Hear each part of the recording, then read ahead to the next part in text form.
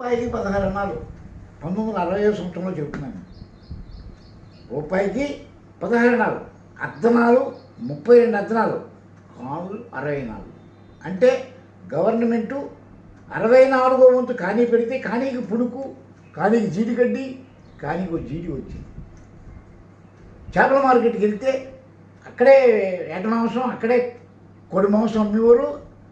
కానీ కొత్తిమీరి, కానీ అల్లం, కానీ పచ్చిమిరపకాయలు, కానీ కొబ్బరి.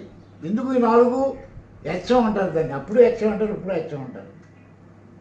వచ్చింది అంటే 16 అణాలలో 16 వంతు అణ. అదే ఏలూరులో కోమల్లాస్,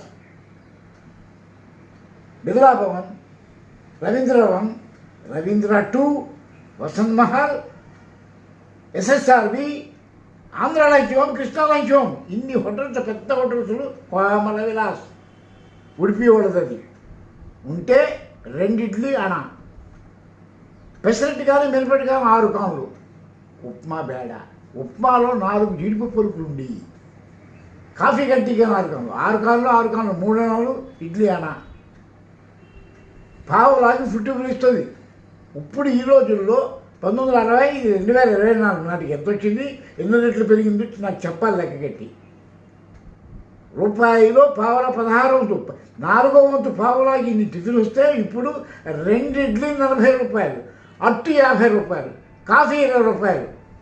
ఎంత పెరిగింది? 8 రెట్లు పెరిగింది.